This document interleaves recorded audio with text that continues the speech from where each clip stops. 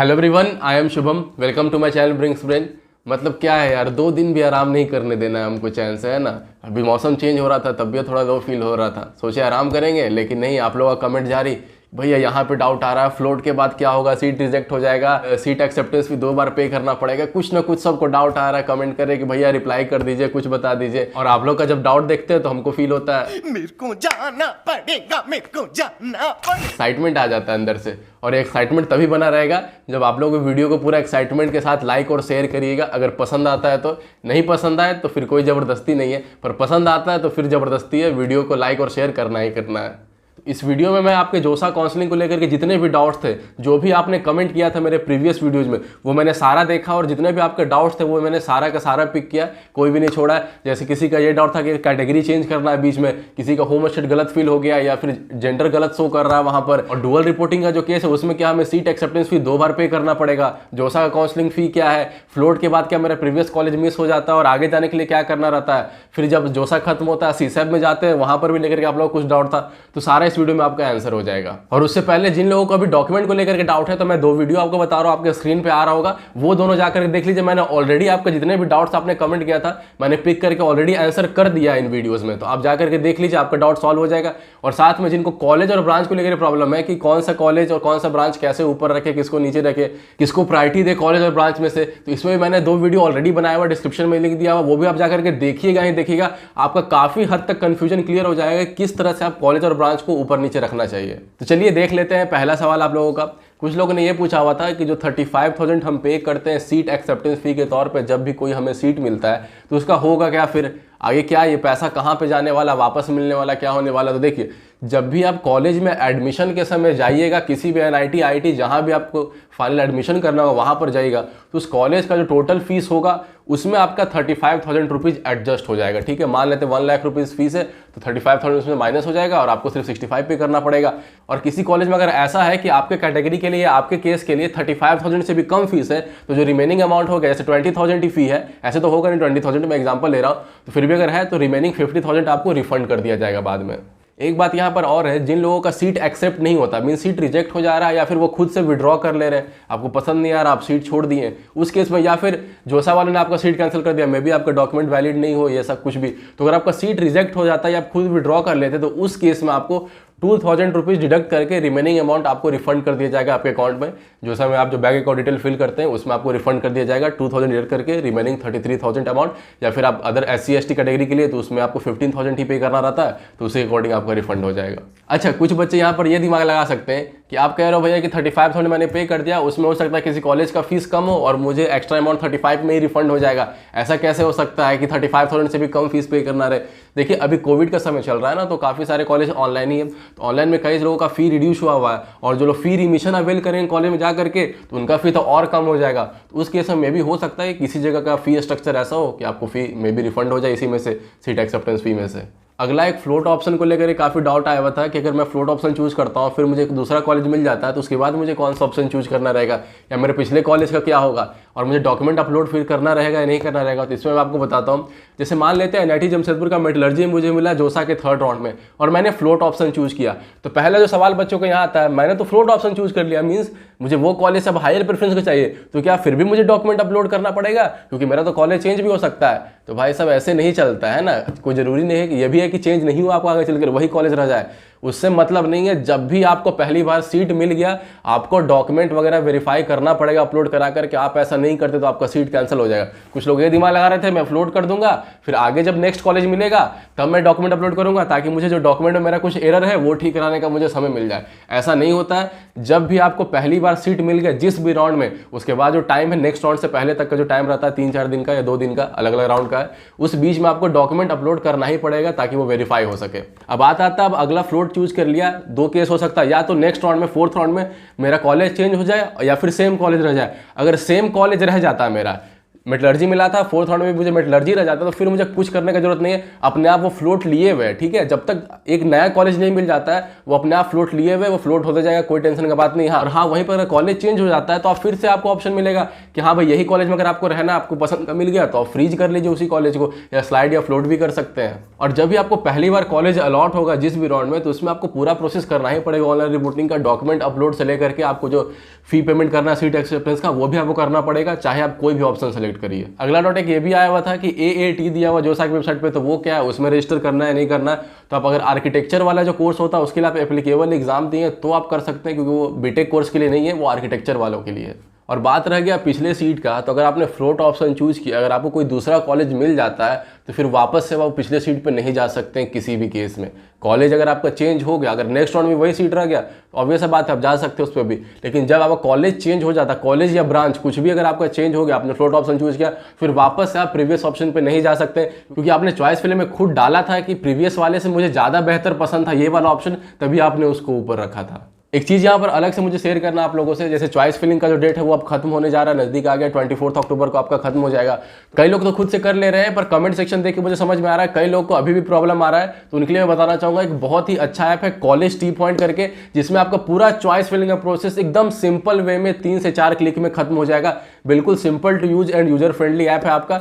आप डाउनलोड कर लीजिए डिस्क्रिप्शन में से, वहाँ से आपको डाउनलोड करने के बाद चॉइस फिलिंग में आपको जाना है। वहाँ पे आपको सिंपली जो ब्रांचेज में आपको चॉइस भरना है, आप सोच रहे हो कि नहीं भाई जैसे computer science, electronics communication, electrical से लेकर के मान लेते हैं केमिकल तक में, इन 6-7 ब्रांचेज में आप अपना इंजीनियरिंग परस्यू कर सकते हैं। उसके बाद आप वो 6-7 ब्रांचेज वहाँ से सेलेक्ट कर लीजिए। उसके बाद आप देख लीजिए आप किसके लिए एलिजिबल है, आप IIT के लिए तो IIT भी सेलेक्ट कर लीजिए, नहीं तो NIT, IIIT ये दोनों आप सेलेक्ट कर लीजिए। उसके बाद आपको अप्लाई कर देना है। फिर जो भी आपको चॉइस फिलिंग का बेस्ट ऑर्डर रहना चाहिए वहाँ पर आपका लिस्ट अपीयर हो जाएगा, और वो लिस्ट कट ऑफ वाइज बना हुआ है कि आपका जो भी ब्रांच का प्रेफरेंस है, कॉलेज का प्रेफरेंस है, उसमें सबसे बेस्ट कॉलेज और ब्रांच कौन सा है कट ऑफ वाइज। ऑब्वियस बात है, जिसका कट ऑफ हाई रहेगा वो ऑप्शन आपका बेटर रहेगा। तो पूरा कट ऑफ वाइज जो कॉलेज और ब्रांच का ऑर्डर रहना चाहिए आपके चॉइसेस के हिसाब से वो अपीयर हो जाएगा, और आप उसी सेम चॉइसेस को अपने जोसा के फाइनल चॉइस फिलिंग में फिल कर सकते हैं। प्लस साथ में अगर आपको लग रहा है जो लिस्ट अपीयर हुआ उसमें किसी कॉलेज भले नीचे है कट ऑफ वाइज, पर आपको मन कर रहा है कि नहीं भाई यहाँ जाने का ज्यादा मन है, तो आप उसको लिस्ट में ऊपर भी कर सकते हैं। आपको एडिट करने का भी वहां पर ऑप्शन है, और फाइनली आप उस लिस्ट को सेव भी कर सकते हैं, ताकि आप जैसा लिस्ट आया है वही सेम टू सेम लिस्ट अपने आप जोसा के चॉइस फिलिंग में भी फिल कर सके। तो ये फीचर अवेल करने के लिए आपको 499 रुपीज पे करना पड़ेगा जोसा के लिए। अदर टाइप ऑफ काउंसलिंग हो गया, कॉमेट हो गया, WBG हो गया, इन सब के लिए 399 चार्जेस है। और ये मैं आपको एश्योर जरूर कर सकता हूँ, अगर आपको चॉइस फिलिंग में प्रॉब्लम आ रहा है, लग रहा है खुद से नहीं हो पा रहा, तो फिर आप इस ऐप का हेल्प लीजिए। आपका पूरा चॉइस फिलिंग प्रोसेस बहुत ही सिंपल वे में कंप्लीट हो जाएगा। और इसके अलावा काफी काम का फीचर भी अवेलेबल है इस ऐप में, जो सभी के लिए है और बिल्कुल फ्री भी है। जैसे कॉलेज प्रेडिक्टर हो गया, आप अपना रैंक डालिए, कैटेगरी रैंक डालिए, होम स्टेट डालिए, उसके बाद अप्लाई करिए, आपको सारा लिस्ट अवेलेबल हो जाएगी, कौन सा कॉलेज और ब्रांच आपको मिल सकता है आपके रैंक के हिसाब से, प्रीवियस 3 ईयर का कट ऑफ एनालाइज करके। साथ में आप वहीं पर ये भी देख सकते हैं उस कॉलेज में कितना सीट है, और जो भी आपको वो ब्रांच मिल रहा है कौन से राउंड में वो ब्रांच आपको मिल सकता है, 3rd राउंड में, 4th राउंड में, क्योंकि ब्रांच वाइज भी वहां पर कट ऑफ दिया हुआ है। साथ में आप प्लेसमेंट भी देख सकते हैं वहां पर, और सीट और फीस भी देख सकते हैं। तो ये सब चीज हर एक बच्चे को काफी मदद करेगा उनके चॉइस फिलिंग में, कॉलेज डिसाइड करने में। और जिन बच्चों को चॉइस फिलिंग का एक बेस्ट लिस्ट चाहिए, वो खुद से प्रिपेयर नहीं कर पा रहे, तो वो जाकर इनका पेड सब्सक्रिप्शन भी ले सकते हैं। डिस्क्रिप्शन में लिंक दिया हुआ, तो आप लोग सभी जाके डाउनलोड करिए, यूज करिए, और मुझे भी अपना रिव्यू बताइए।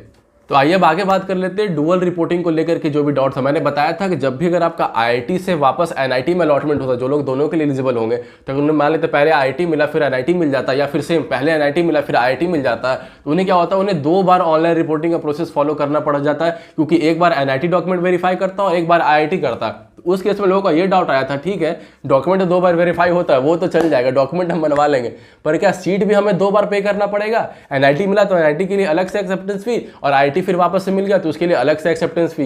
तो मैंने जोसा का पूरा बिजनेस रूल पढ़ा ये जानने के लिए, तो मुझे समझ में आया कि उन लोगों को खुद क्लियर नहीं था ये रूल बनाने समय कि आखिर कौन सा रूल हमें फॉलो करना है। तो उन्होंने सबसे बढ़िया ऑप्शन ये सोचा कि कुछ इस तरह से लाइन स्टेटमेंट लिख देते हैं कि आगे चल के जो मन करे वो रूल ही हमें एप्लीकेबल कर दें। ऐसे ही मैं नहीं कह रहा हूँ, स्क्रीन पे दिखाता हूँ, आप पढ़िए उसे। पहले उन्होंने क्या लिखा है कि ऑनलाइन रिपोर्टिंग का प्रोसेस फिर से करना पड़ेगा, डॉक्यूमेंट फिर से वेरीफाई होगा, चलिए ठीक है।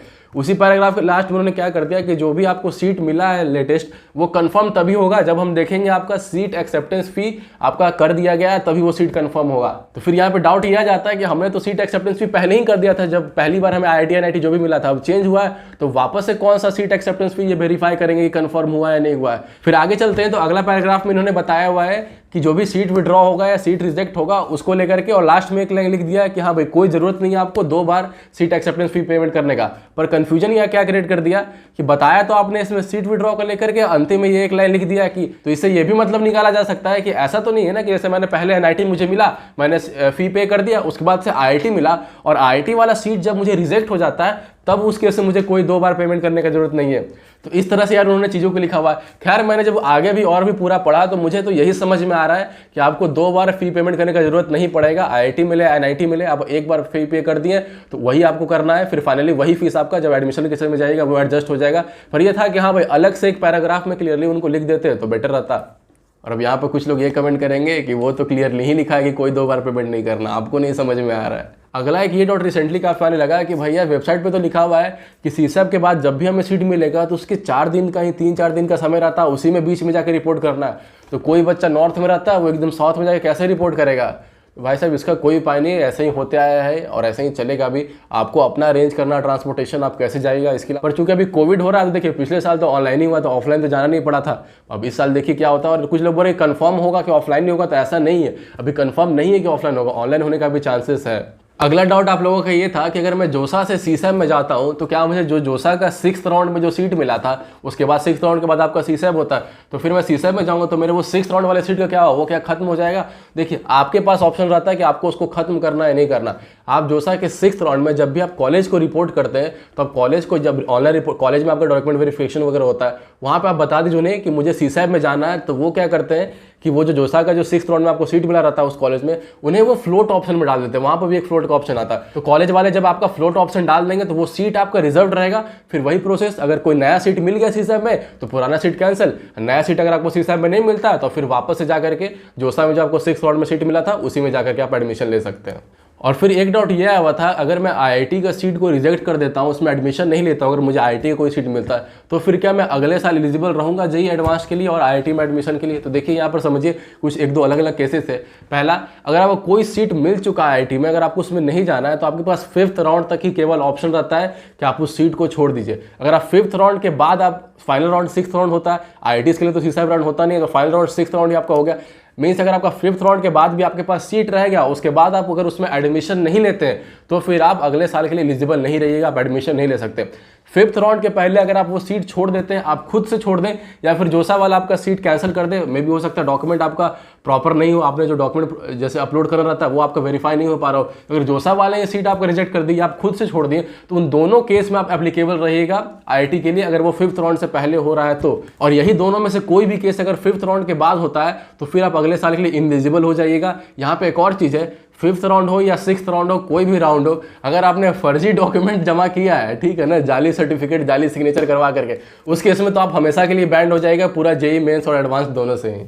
एक सवाल ये भी आ रहा था कि मुझे रजिस्ट्रेशन फी कितना पे करना पड़ेगा जोसा के लिए, तो अलग सा वो कुछ फी पे नहीं करना पड़ता जब तक आपको सीट नहीं मिले। सीट मिल जाता है उसके बाद ही 15,000 अगर आपके लिए है तो 15,000, नहीं तो फिर 35,000 यही आपको पे करना रहता है।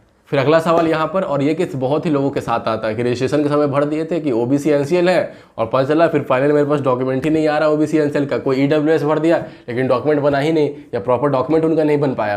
तो उस केस में क्या होगा, अगर आपका कोई भी कैटेगरी सर्टिफिकेट का डॉक्यूमेंट आप प्रोड्यूस नहीं कर पाते हैं या फिर वो डॉक्यूमेंट आपका रिजेक्ट कर देता है जोसा ही, आपने OBC NCL डॉक्यूमेंट अपलोड किया और वो रिजेक्ट कर दिया गया, वो वैलिड नहीं माना जोसा अगर, तो देखिए आप जिस भी कैटेगरी को OBC NCL, EWS, SC ST या फिर PWD भी, अगर आपको जो भी सीट मिला है, जब भी आपको सीट मिलता है उसके बाद ही डॉक्यूमेंट अपलोड करना रहता है, तो जो भी सीट आपको मिला है अगर वो ओपन कैटेगरी के अंदर मिला, हम जान रहे हैं कुछ सीट रिजर्व होते हैं, अलग अलग कास्ट का अपना अपना रिजर्वेशन है, 10%, 27%, 22% और इस तरह से रिजर्वेशन है, तो आपका जो भी रिमेनिंग सीट बच जाता है वो ओपन कैटेगरी में आता है। अगर आपको वो सीट अलॉट हुआ, वो ओपन कैटेगरी के अंदर हुआ, मीन्स आपका रैंक इतना अच्छा था कि आपको वो सीट ओपन कैटेगरी में ही मिल गया, आपको रिजर्वेशन लेने की जरूरत ही नहीं पड़ा, तो उस केस में आप जिस भी कैटेगरी को और आपका अगर ओपन कैटेगरी के अंदर वो सीट मिला हुआ है और आप अपना कैटेगरी सर्टिफिकेट डॉक्यूमेंट नहीं प्रोड्यूस कर पाते हैं वहाँ पर डॉक्यूमेंट वेरिफिकेशन के समय, तो आपका वो सीट रिजेक्ट नहीं होगा। ठीक है, समझिए क्लियर। पर वहीं पर अगर आपका किसी कैटेगरी के अंडर वो सीट मिला हुआ, जैसे मीन जो रिजर्व सीट था, जैसे शॉर्ट सीट था तो 27% ओबीसी रिजर्व होता है, तो जो 27 सीट वहां पर हो गया ओबीसी के लिए, उस 27 वाला में से कोई एक सीट आपको मिला है और आप ओबीसी का डॉक्यूमेंट नहीं दे पाइएगा, तो उस केस में वो सीट आपका कैंसिल हो जाएगा। मींस वो राउंड में तो आपको सीट नहीं मिलेगा और आपका जो भी कैटेगरी था, ओबीसी, एनसीएल हो, एससी, एसटी, ईडब्ल्यूएस जो भी हो, वो आपका वापस से जनरल में कन्वर्ट कर दिया जाएगा और फिर अगले राउंड से फ्रेश से देखा जाएगा जनरल के तौर पर आपको सीट मिल रहा है या नहीं मिल रहा है। और कुछ लोगों का ये भी सवाल आता है कि भैया मैंने पहले तो रजिस्ट्रेशन के समय ईडब्ल्यूएस नहीं भरा था, पर अब मेरे पास सर्टिफिकेट आ गया, तो अब क्या मैं वो बेनिफिट अवेल कर सकता हूँ? तो जी नहीं, ऐसा नहीं होगा। यहाँ पे एक स्पेशल केस है पीडब्ल्यूडी कैंडिडेट के लिए। अगर उन्होंने रजिस्ट्रेशन के समय पीडब्ल्यूडी भर रखा था और जब डॉक्यूमेंट वेरीफाई के समय उनका पीडब्ल्यूडी सर्टिफिकेट नहीं है या फिर वो अप्रूव नहीं हो पाता है, उस केस में तो एक तो मैंने बता दिया कि वो ओपन कैटेगरी में चला जाएगा, पर दूसरा ये भी हो सकता है कि उनका फाइनली पूरा का पूरा सीट ही कैंसिल हो जाए, आगे जोसा के राउंड में वो जा ही नहीं पाए।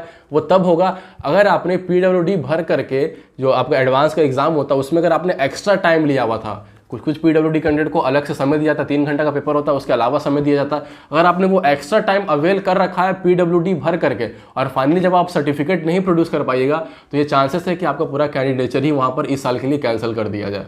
तो चलिए बढ़ते हैं अगले सवाल की ओर। एक डॉट ये भी था कि अगर किसी का गलती से जेंडर रॉन्ग हो गया, मेल से फीमेल हो गया, फीमेल से मेल हो गया, और सिमिलरली आपका अगर रॉन्ग होम स्टेट भी अगर आपने भर दिया, तो दोनों के लिए सिमिलर केस है। जैसे मैंने अभी बताया कैटेगरी वाले में यहाँ पर वही चीज़ होता है। अगर मान लेते हैं आप मेल कैंडिडेट हो और आपने फीमेल भर दिया और आपको जो सीट अलॉट हुआ, अगर वो सीट फीमेल, जैसे फीमेल के लिए भी रिजर्वेशन है IITs NITs में, तो अगर वो सीट आपको फीमेल रिजर्वेशन के अंडर अलॉट हुआ है तो वो सीट कैंसिल हो जाएगा और फिर नेक्स्ट राउंड में आपको देखा जाएगा आपको कौन सा सीट मिल रहा नहीं मिल रहा अंडर मेल कैटेगरी। ठीक है, पहले आपका फीमेल भरा था तो वो सीट रिजेक्ट हो गया, फिर आपको मेल कर दिया गया और फिर मेल के तौर पे देखा जाएगा अगले राउंड में आपको कौन सा सीट मिल रहा है। और वहीं पे अगर आपको मेल से फीमेल आपने कर दिया पर वो सीट जो मिला आपको वो फीमेल रिजर्वेशन के अंदर नहीं मिल रहा है, वो जनरल मेल कैटेगरी के अंदर ये सीट था और वो आपको मिला, तो उस केस में वो सीट आपका कैंसिल नहीं होगा। और अगर आपका फीमेल से मेल हो गया गलती से, तो यहाँ पर वही सेम चीज़ है। और होम स्टेट के लिए भी वही सिमिलर सा केस है। अगर आपको होम स्टेट ऑफ एलिजिबिलिटी आपका बिहार था और आपने यूपी भर दिया और आप यूपी का किसी को मान लेते हैं NIT इलाहाबाद में आपको जो सीट मिला वो होम स्टेट कोटा के लिए सीट रिजर्व होता है 50%,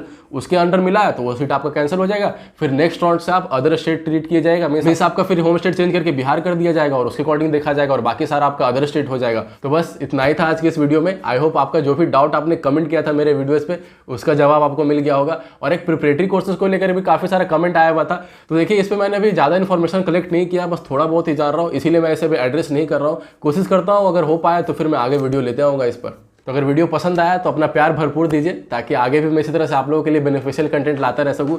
और जो भी वीडियोस का मैंने जिक्र किया शुरुआत में कि जो कि आपके बहुत ही काम का है आगे पूरा जोसा काउंसलिंग में, चॉइस फिलिंग में, वो वीडियो जा करके आप जरूर देख लीजिएगा। और जिनको भी चॉइस फिलिंग का लिस्ट प्रिपेयर करने में दिक्कत आ रहा है वो कॉलेज टी पॉइंट का जो मैंने ऐप बताया वो जाकर के आप डाउनलोड कर सकते हैं, वहाँ से आप उनका हेल्प ले सकते हैं। तो चलिए दोस्तों फिर मिलेंगे अगली वीडियो में।